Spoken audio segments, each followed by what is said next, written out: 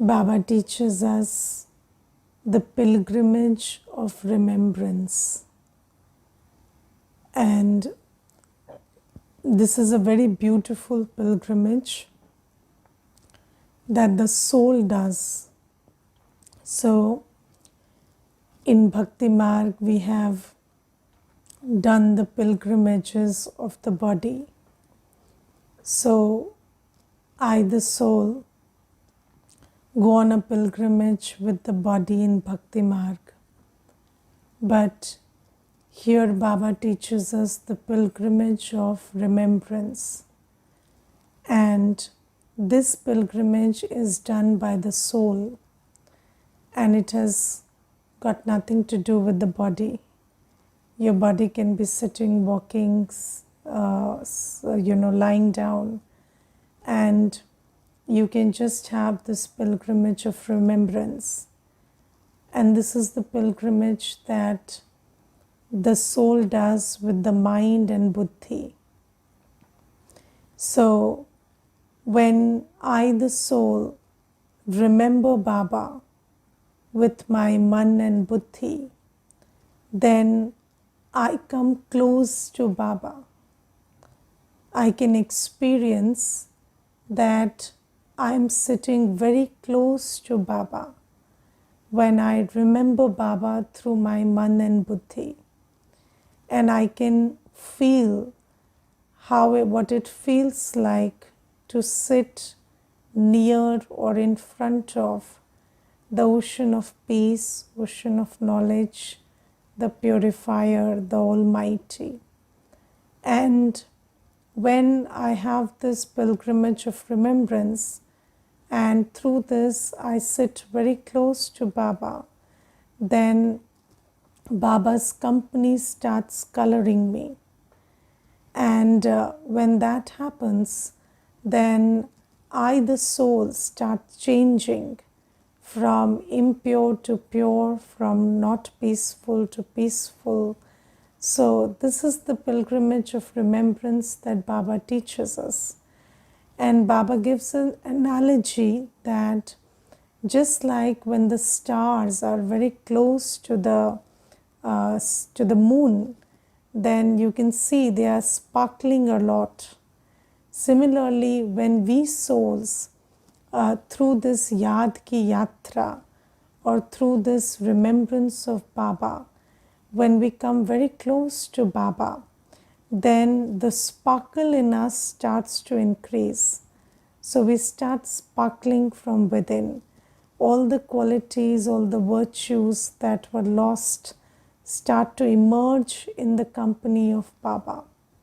And this is the pilgrimage of remembrance that Baba teaches us.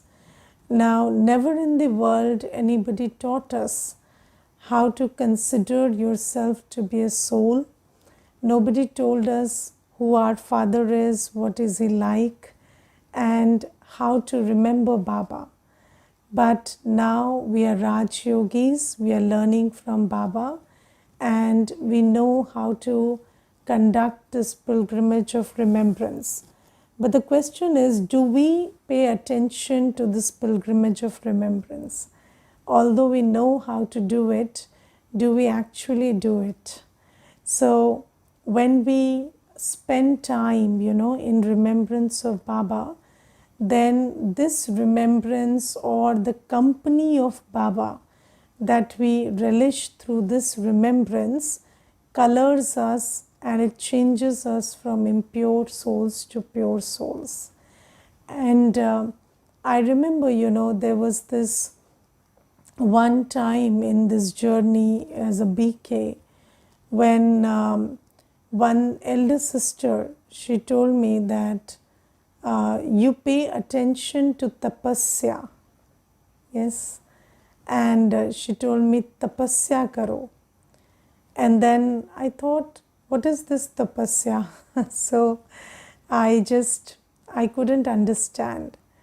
And then I read one Murli much later, I'll tell you, like maybe 8 months, 10 months later. And in that Murli, I understood there are 3 words: Tyag, Tapasya and Seva. And so tapasya is preceded by tyag. Yes, and what is tyag? So first we have to just give up our old habits. Yes, so there are old habits of passing time, of thinking, and until and unless you consciously give them up, you cannot do this tapasya. So you see, a distracted mind cannot find out time to sit in Baba's remembrance. So you have to stop the distractions of the mind. You see, our mind was bothering us. For 63 births, we have created sanskars of impurity. And those sanskars influence the mind. And then the mind started bothering us, right? And the most difficult aspect of life became being with yourself, because the mind was bothering you so much. And then what we started doing is we started distracting the mind in many ways, by thinking about the past, worrying about the future, thinking about others, and then this new methods of distracting the mind with technology and stuff to watch and hear, and distracting our mind with work. That's also a big one. So you are working this much and thinking this much about work. Why? Because that's also a distraction you're giving to the mind. Now now the mind and buddhi are the organs through which we do tapasya. And what is tapasya? So when you sit in Baba's remembrance and you practice it so much, just like you see in the jungle when humans go and do tapasya, what are they doing exactly? They are just sitting in one posture and remembering the Brahma. Yes, so that's what they are doing. And I don't know whether they are remembering the Brahma in the beginning or not, because that also takes time to understand, because they don't have knowledge, they don't have clarity about what the Brahma is. So they are just connecting their mind to nothingness. So they are just just blank, and they are just sitting in one posture. But here it is not like that. Here we have very accurate detail about who Baba is, where Baba is, what are Baba's qualities, what is my relationship with Baba. So what we have to do is, we have to stabilize our mind and buddhi in one single posture. So our mind and buddhi, not the body. Here we don't think about bodily posture, although it's good to keep the body still, but that is not the most important factor. The most important factor is your mind and buddhi are not wandering, and then you unplug them from everywhere and just take it and concentrate it on Baba and Baba's virtues, and experience yourself as the child of Baba, and you having the same virtues and same powers as Baba. So just like you see, an ocean is so vast and huge, so Baba is also the ocean of peace, ocean of knowledge, ocean of purity. And you see yourself before Baba, so you have to understand Baba through the buddhi, and then feel that you are in front of Baba, and you're soaking in that energy, that those waves that Baba is sending your way, and you are also being colored by Baba's company, and your mind, your heart is also just like Baba's mind and heart, full of peace, purity, love. So this is the tapasya that we need to do. And when we start doing this, then you see Baba is the ever pure, and we also start becoming pure. Yes, and when we do this, then Baba says, your organs will start becoming cool, your physical organs. Your physical organs will not trouble you. So, do you feel that, your physical organs trouble you? Lust, anger, greed, attachment, you experience it in the body, don't you? Yes, you experience it in the body. You feel that, it's a physical thing. You feel rage, you feel attraction, you feel, and you see, when there is attraction to somebody, you can feel the jitters in your body. And it becomes very difficult to ignore because you feel that it's a physical thing, it's not a spiritual thing or a psychological thing, and you feel like you have to respond to it. And Baba says that these are the physical organs, or your mouth is watering, or your mouth is getting dry, or your ears are being tempted. So these things are what you feel, that these are physical things that are happening to you. But if you understand it properly, then there are 3 stages to everything: spiritual, psychological, and physical. So when everything starts as a spiritual thing, and then it changes into a brain thing, a psychological thing, and then it changes into a physical thing. Let's take the example of recent things. So, attachment and lust and ego and anger, it has been so long that now it's very difficult to even understand that it started as a spiritual, and then it changed into a psychological, and then it transformed into a physical thing, because now we feel it in the body. So we say, it's a bodily thing, it's a physical thing. But if you look at anxiety, yes, so now not everybody in the world is feeling anxiety. But if you see, how does anxiety manifest itself right now?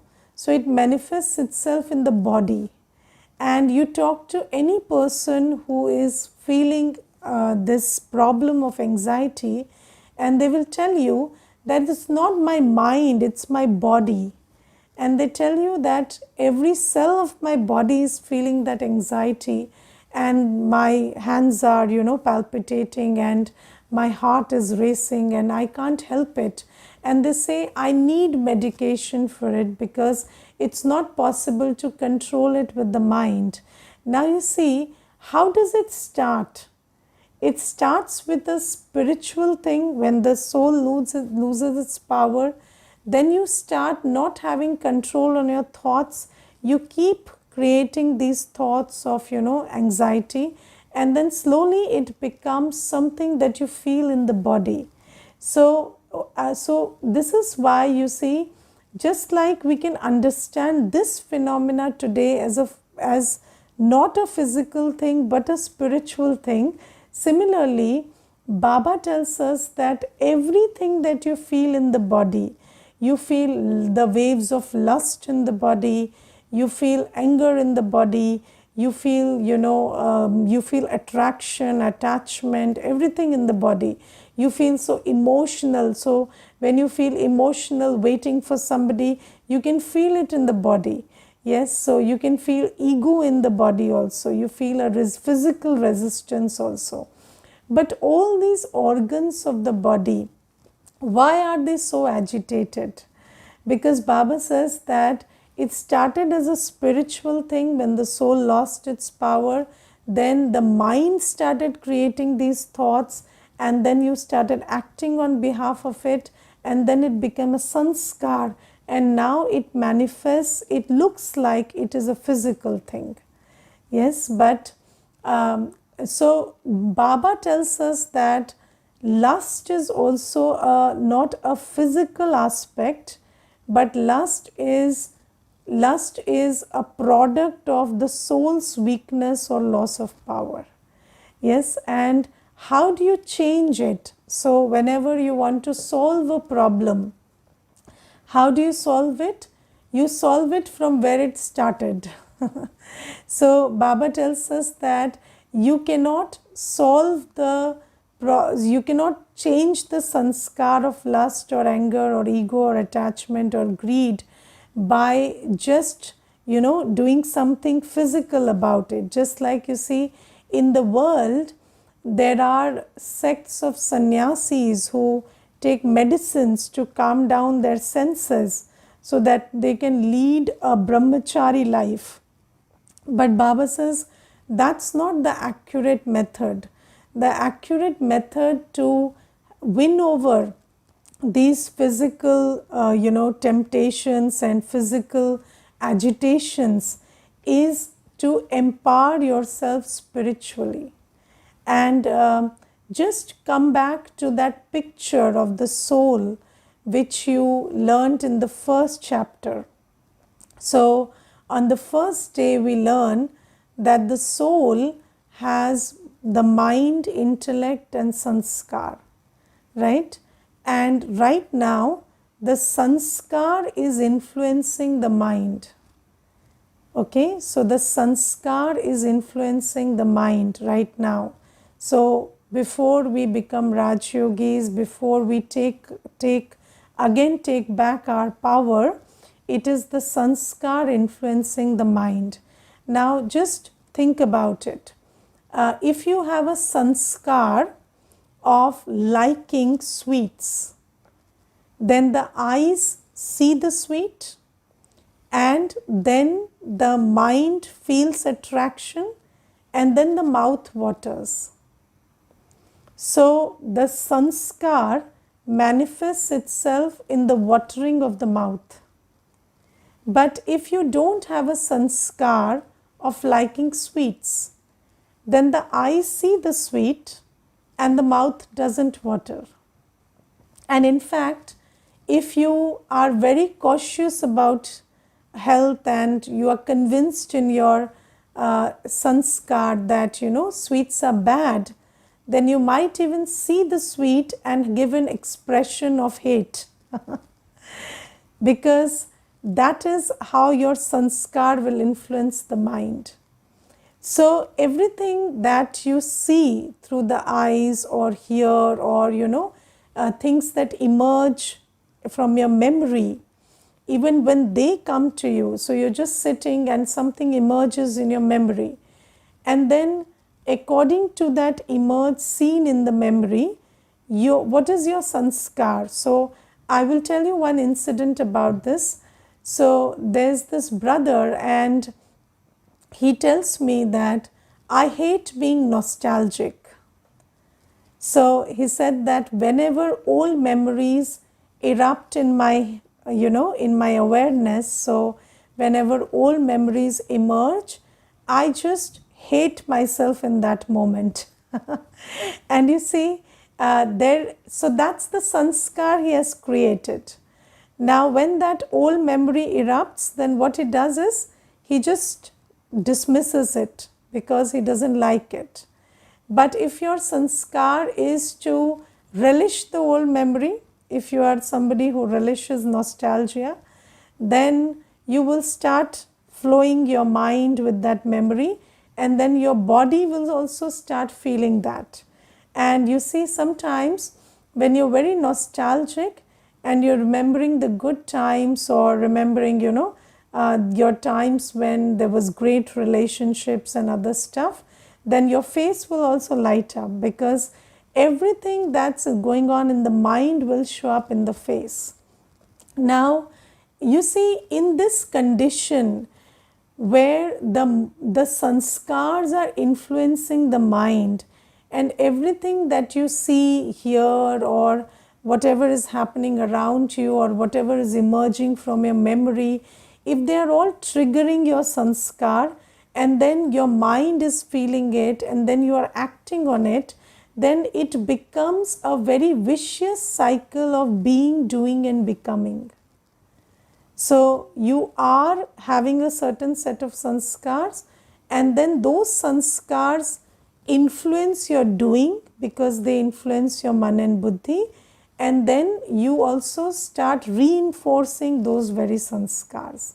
And this is the rut we have been caught in for so long. Now Baba tells us, if you want to change your sanskar, or if you want to, pacify your senses, if you don't want to feel the way you feel about things, if you don't want your mouth to water when you see the sweet, or you don't want your body to feel a certain sensation when you remember somebody, if you don't want your physical body to have this kind of a chaotic, chaotic state, then what you do is you intervene through your buddhi. And you see, when the soul has a mind, buddhi and sanskar, in the previous scenario, the sanskars were influencing the mind. But now what we do is, we connect our buddhi to Baba.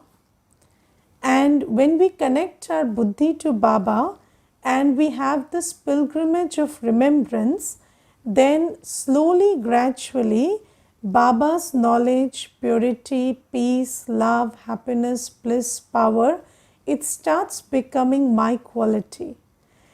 And as long as you are in conscious remembrance, at least, when you see something, hear something, you will start responding to it differently.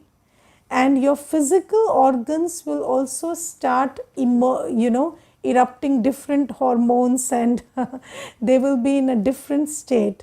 So you will not feel that wave of lust or anger or greed when you see the same things, because now your buddhi yoga is with Baba. Does that make sense to you? Yes. So when you hold Baba in your awareness, and when you are in Baba's remembrance, and also a little after that, because the inertia of remembrance is also there. So if you remember Baba very well for 1 hour or something, then according to my calculation, for at least 6 to 7 hours your buddhi is in place and your buddhi is working well. And then you again need to give yourself a dose of remembrance.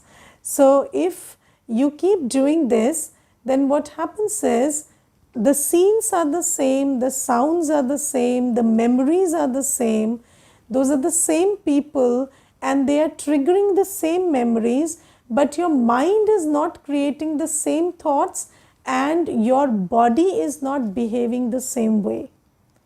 And you see, in an emotional state, when the mind is under the influence of lust, anger, ego, attachment, greed, which is your previous sanskar, what happens is your body gets very worked up and all your physical organs are in a lot of activity.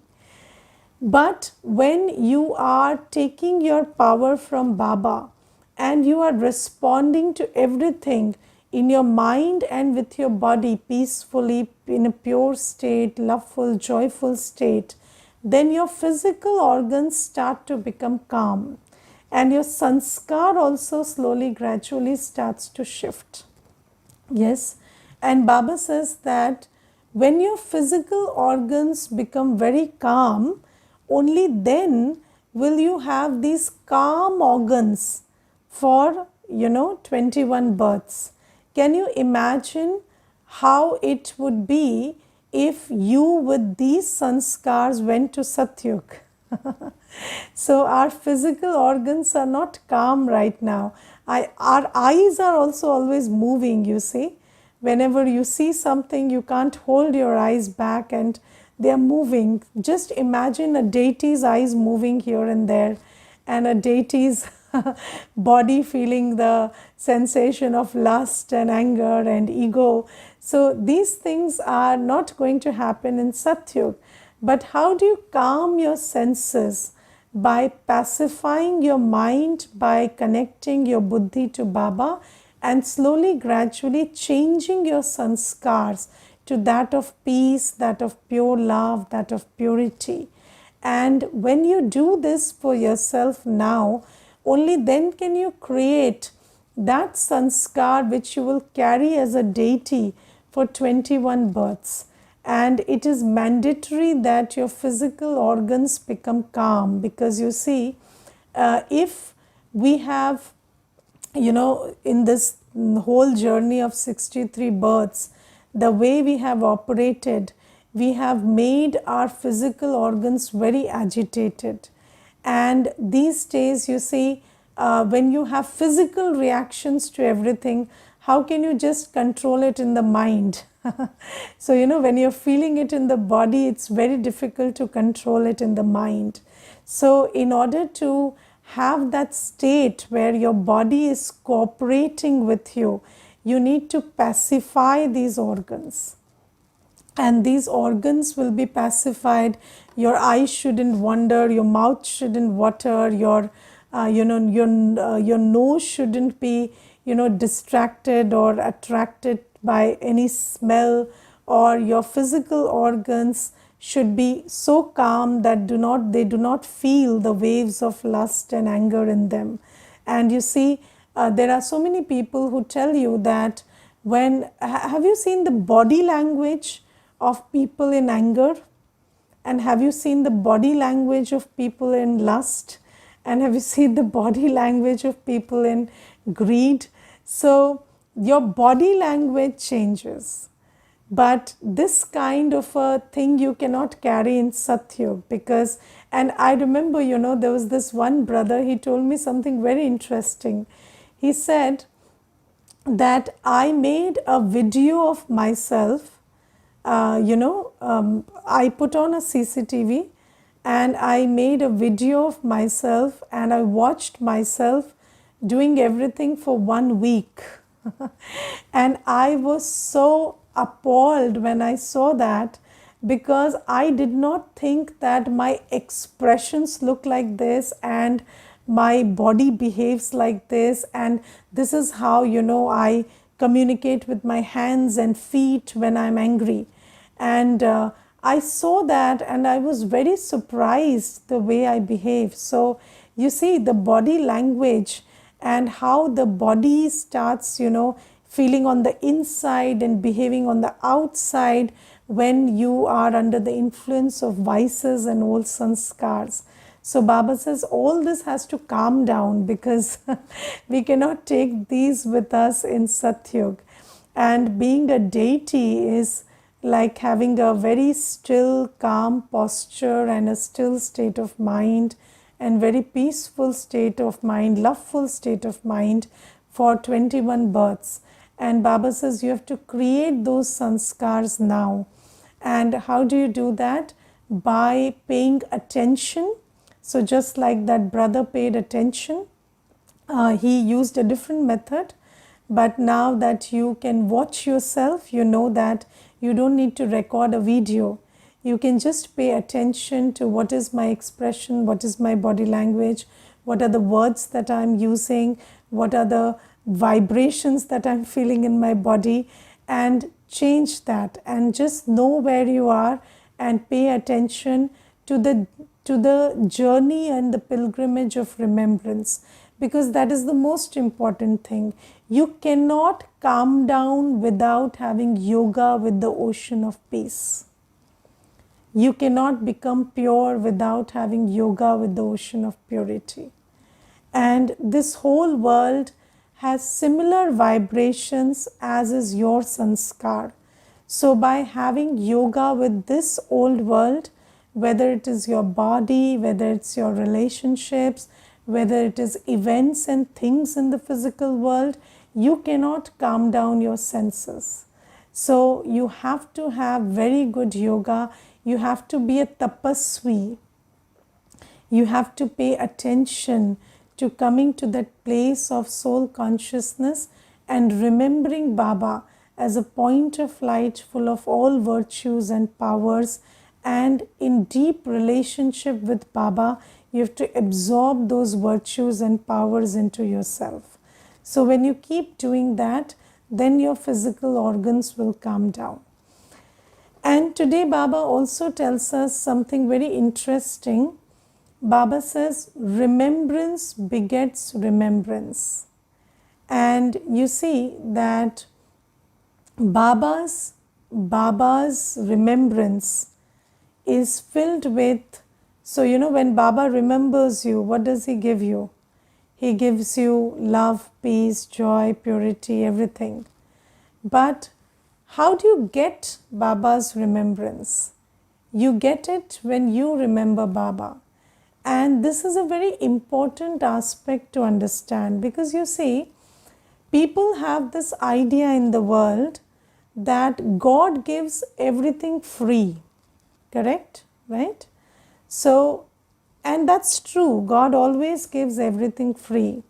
So it is not like Baba is only giving love, peace, joy right now. But Baba has always been giving it. In the Copper Age also, Baba was the ocean of peace, love, happiness, purity, was he not? But why were we not able to receive it?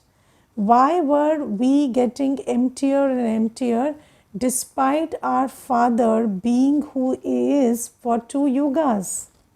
Why did we get empty? Because Baba remembers you always. Baba gives you all that he has to offer always. But you get it only when you also remember Baba. Yes. So Baba says there are 3 methods to get Baba's remembrance, and Baba's remembrance is full of everything. When Baba remembers you, you are nurtured, sustained, you are contented, you are energized, you are recharged, you are ready for another kalpa. So Baba's remembrance is full of all gifts. But how do you get Baba's remembrance? There are 3 methods to it. First method is by remembering Baba. So when you remember Baba, you draw Baba's remembrance to yourself. And when you draw Baba's remembrance to yourself, then Baba's remembrance fulfills you, nurtures you, recharges you. The second method is by being serviceable. Yes, if you do Baba's seva, then Baba will remember you. Even if you're not remembering Baba. When you're doing Baba's seva, Baba remembers you. Because you see, anybody who is doing something on your behalf, you tend to pay attention to them, don't you? In the world also, if somebody is doing something on your behalf, then you pay attention to them. Yes. So here also the law is, when you are doing Baba's service, then Baba keeps nurturing you with remembrance. And when you're doing Baba's job, Baba pays attention that you're full, fulfilled, recharged, and you have everything that you need to do his seva. Okay, so the second method is by being serviceable. And the third method is by being pure and full of virtues. So when you're pure and full of virtues, then also you draw Baba's remembrance, because Baba's frequency and your frequency matches. Yes, so then you start drawing Baba's remembrance into you. So this is the law of remembrance. And you must remember this law of remembrance, because you see, if you just go by the idea that God is watching me and God is filling me with power, that idea is just an idea. But if you don't consciously sit in his remembrance, he cannot fill you with power. Just saying that, भगवान हमारी रक्षा कर रहे हैं, भगवान चला रहे हैं, that is not the way Bhagwan will chalao you. So you have to take care of, remembering Baba. If you are not remembering Baba, then you cannot draw his virtues and strength into you. You cannot draw his blessings into you, because Baba's blessings are his knowledge, his virtues and his powers. And if you are serviceable also, Baba will look after you, because you take care of Baba's seva, he takes care of your well-being. That's the contract. And if you make yourself very pure and very virtuous, and your vibration is very elevated, you don't perform any bad karma with your body, mind, wealth, then also you feel very connected with Baba, because your frequency and Baba's frequency matches. So this is the law of remembrance that Baba tells us. Okay, Om Shanti.